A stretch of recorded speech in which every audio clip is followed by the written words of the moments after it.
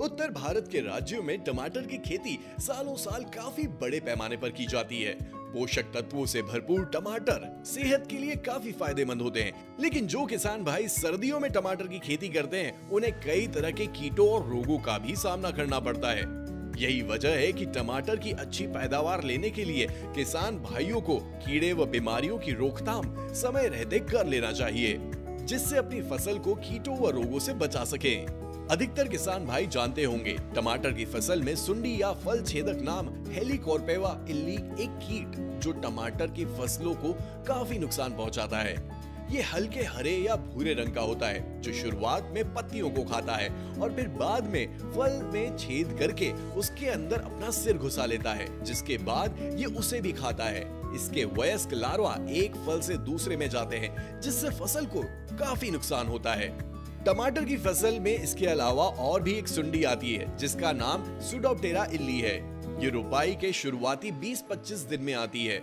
आर्थिक स्तर पर खेतों में जब इन कीटों का संक्रमण बढ़ जाता है तो हम अपनी फसल पर कीटनाशक का छिड़काव करते हैं। हेलिकोरपेवा कीट पौधे के नर्म नए पत्तों पर अंडे देती है। इनके अंडों के लिए ऊपरी 3 पत्तियों की निगरानी करें। ये अंडे 4-5 के गुच्छे में होते हैं जो नंगी आंखों से देख सकते हैं। अंडे दिखाई देने पर इन पत्तियों को निकाल दें। इसके अलावा लार्वा दिखाई देने पर इन्हें भी हाथों से चुनकर निकाल दें। इतना ही नहीं किसान भाई, टमाटर की फसल को कीटों से बचाने के लिए उसके साथ गेंदे के फूल भी लगा सकते हैं। किसान फसल की बुआई के समय इस बात का ध्यान रखे कि टमाटर के फूल आने की अवस्था और गेंदे में कली आने की अवस्था साथ साथ हो, जिससे कि हेलिकोरपेवा और लीफ माइनर कीट अंडे देने के लिए टमाटर की बजाय गेंदे की फसल को चुने।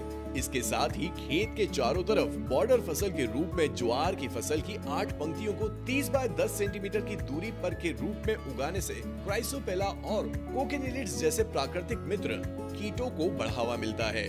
लार्वा की शुरुआती अवस्था में इसे मारने के लिए 5% नीम के बीज की गुठली के अर्क या कालमेघ इंडियोग्राफिस पेनिकुलेटा के 5 पत्ती वाली अवस्था के अर्क का छिड़काव करें। कीटों की प्रकोप की प्रारंभिक अवस्था में किसान भाई आप बॉटनिकल्स नीम या कालमेघ अर्क के छिड़काव से अपनी फसल और मित्र कीटों को बचा सकते हैं, और साथ ही साथ आप रासायनिक कीटनाशकों के दुष्प्रभाव और कीटों में रसायनों से होने वाले प्रतिशोध को भी कम कर सकते हैं।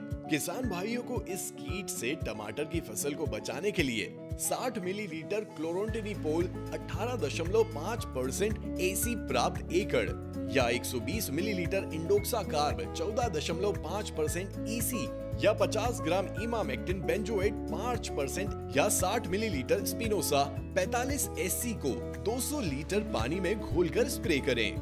इसी तरह टमाटर में लगने वाली दूसरी सुंडी सुडोप्टेरा इल्ली जो भूरे रंग की होती है और उसके ऊपर काले रंग के धब्बे होते हैं, ये रोपाई के 20 से 25 दिन के बाद पौधे के शुरुआती अवस्था में अटैक करती है।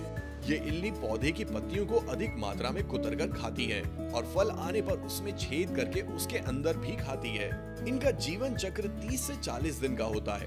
वयस्क शलभ मोटे और हल्के भूरे रंग के होते हैं।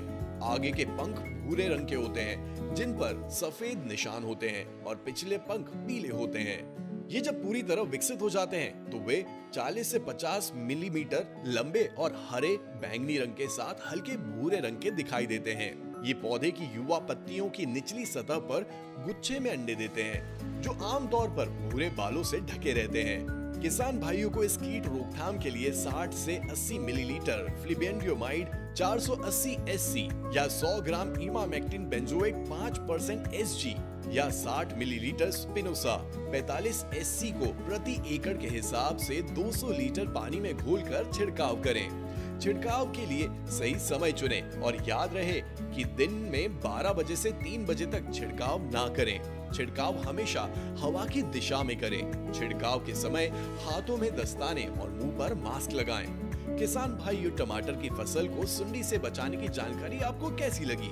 हमें कमेंट सेक्शन में जरूर बताएं। साथ अपने साथी किसान संग साझा करें। साथ ही हमारे YouTube चैनल को सब्सक्राइब करें और रिंग बेल को दबाएं ताकि ऐसी जानकारी आपको मिलती रहे।